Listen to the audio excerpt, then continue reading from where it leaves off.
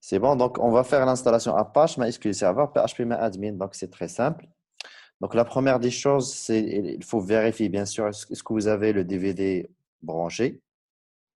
Essayez de le vérifier, est-ce qu'il est là, parce qu'on va faire l'installation avec le DVD. Par la suite, je vous montre comment faire son DVD. Euh, donc je lance la console. La première commande, c'est apt-get. On lance update. Donc ici, update, il va faire quoi? Comme vous voyez, il va se connecter au DVD. Il va essayer de se connecter sur les dépôts de sécurité des biens. Sur cette machine-là, je n'ai pas autorisé l'accès à ma machine vers l'Internet. Donc, ça va bloquer ici.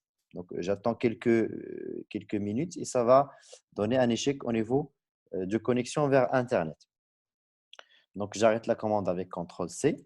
Donc, une fois que vous avez le DVD connecté avec les dépôts, vous pouvez lancer les premières commandes. C'est apt-get, install, et je lance la première, c'est Apache.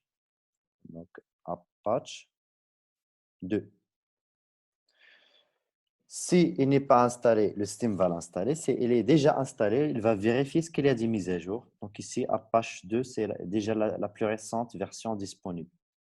Je ferai de même pour les autres packages. Donc c'est MySQL-server. Donc ici, pour MySQL-server, le système va vous demander un mot de passe pour le root de MySQL. La dernière affaire, c'est php-myadmin.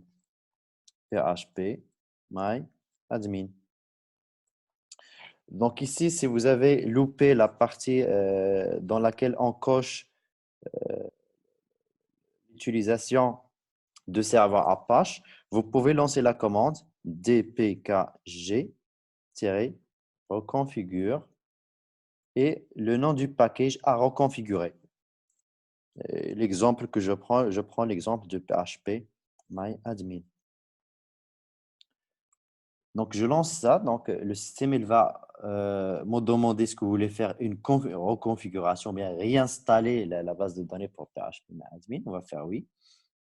On va utiliser les sockets par défaut. Donc, pour se connecter à la base MySQL, bien sûr, c'est root avec le mot de passe. Donc, je teste mon mot de passe tout d'abord pour voir est-ce que c'est bon. Donc, je me connecte avec. Donc, pour se connecter à MySQL, on va faire MySQL-u root-p. Voilà. Donc, je teste mon mot de passe. Non, c'est pas ça. Voilà.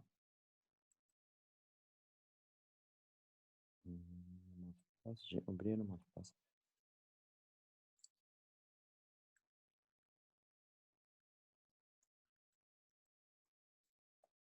Voilà. Donc, maintenant, je connais mon mot de passe. Euh, donc, ici, le système va nous demander le mot de passe pour MySQL. Donc, ici, c'est le mot de passe de MySQL. Donc, le mot de passe qui m'a permis d'accéder à MySQL qu'il faut entrer ici. Voilà. Il va identifier PHP-MyAdmin par un login, le PHP-MyAdmin.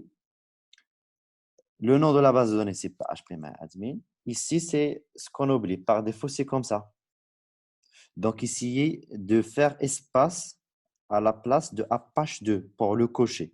Comme ça, vous aurez une petite étoile dans Apache 2.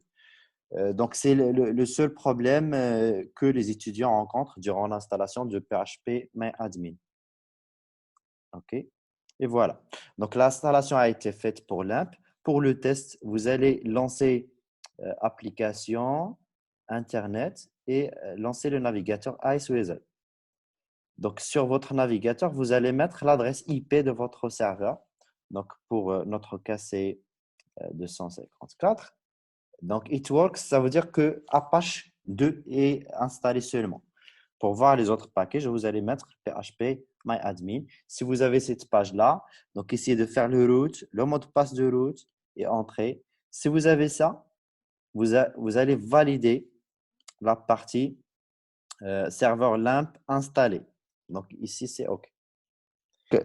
La mise en place de FTP, c'est apt-get install vsftpd. Entrée. Donc, lorsqu'on l'installe, on va la configurer sur /etc, pardon, /etc, directement vsftpd. Il n'y a pas un répertoire pour vsftpd. Donc, pour la configurer, il y en a 5 options. 5 options à configurer sur ce fichier-là. Voilà. Donc, je commence. Première option. Donc, vérifier est-ce que vous avez listen yes. Donc, ça, c'est la première. Par défaut, c'est OK. La deuxième option, essayez de mettre Anonymous Enable en non. Par défaut, c'est yes. Qu'est-ce qu'on a dit? Yes. Donc, essayez de la mettre non. La troisième, c'est Local Enable. Par défaut, c'est comme ça. Vous allez désactiver la dièse pour activer l'option. Donc, Local Enable Yes, il va permettre d'utiliser les utilisateurs Unix, donc les utilisateurs qu'on a créés sur le serveur. La quatrième option, Write Enable Yes, c'est par défaut comme ça. Vous allez désactiver le dièse pour activer la fonctionnalité. Donc, ça, on va permettre aux utilisateurs d'écrire sur leur répertoire à distance. Donc, ici, il va nous permettre le droit d'héberger les fichiers à distance. Une dernière option, c'est un peu en bas, c'est l'option Shroud Local User Yes. Donc, en fait, il y en a deux. La première, pas la deuxième. C'est bon? Donc, il y a la première ou il y a la deuxième. Donc, vous allez prendre la première. Par défaut, qu'est-ce qu'on fait encore dièse? Vous allez désactiver le dièse. Est-ce que c'est clair, Chab? Oui. Cinq, Oui, monsieur. cinq options, pas plus. J'ai déjà mentionné ça sur le modèle. C'est bon? Donc, je sauvegarde mon fichier. Je quitte service vsftpd, restart. Voilà. Donc, maintenant, le service, je peux voir le statut du service pour voir est-ce que ça marche. Statut. Il est en mode running. Maintenant, nous avons fait l'installation. On va faire le test. Comme ça, on va faire un test. Donc, test sur un client. Tout d'abord, je peux faire sur le même serveur. Je peux installer le client ici sur le même serveur. Avec la commande apt-get install. Le client, c'est FileZilla. Donc, c'est le FileZilla client en fait. Donc, ici, il nous demande bien sûr d'insérer le DVD et d'avoir l'espace. OK. Donc, c'est rapide pour l'installation. Une fois que vous avez fait l'installation, vous pouvez le démarrer à partir d'ici. Vous avez sur Internet, vous avez FileZilla, il est là. C'est une application complète. Donc ici, nous aurons besoin du hôte, l'identifiant, le mot de passe et le numéro de port. Donc, je créerai un utilisateur pour accéder. Monsieur, Yes. monsieur, هادشي كنديرو في الكلية Oui, أنا درته في serveur et on va le faire sur le client. صافي. Il faut que j'arrête ce partage-là et je partage l'autre machine. Tout de suite, d'abord, il y a 3 minutes. Donc, on va faire le test FTP. تمام. Et je relance une autre conférence, une autre 40 minutes. Et on va faire l'installation des CMS pour terminer. C'est clair? اوكي C'est اوكي. très bien. Donc, la création d'un utilisateur FTP. Donc, je peux l'écrire pour les personnes qui ne suivent pas. Donc, test. Donc, ici, on avait fait test. Donc, c'est apt-get install file Zella. Maintenant, la création. Donc, user FTP. Avec quelle commande? C'est add user.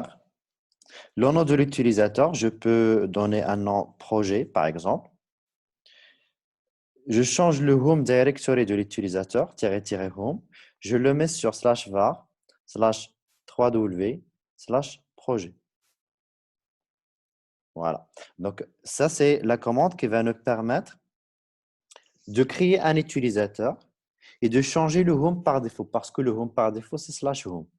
Donc, je peux le mettre maintenant, slash home, ce sera un autre home, c'est slash var 3w projet. Comme ça, ce sera un site web. Voilà, donc je lance la commande add user. J'ai dit donc projet home slash var 3w projet. Voilà. Le système va nous demander un mot de passe. Je laisse projet pour simplifier. Projet. Et voilà. Et ça, j'ignore des options. Comme ça, je crée l'utilisateur.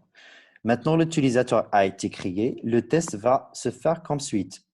Donc ici, l'adresse de serveur 192.168.100.254. L'identifiant projet. Le password projet. Le numéro de port, c'est le 21 par défaut. Et je me connecte. Et voilà, je suis sur le home directory de l'utilisateur. On va faire un test. Est-ce que l'utilisateur peut insérer? Oui, il peut insérer les fichiers. Donc, le test est complet. Et aussi, le shroot local user, l'utilisateur, il ne peut pas voir les autres dossiers du serveur.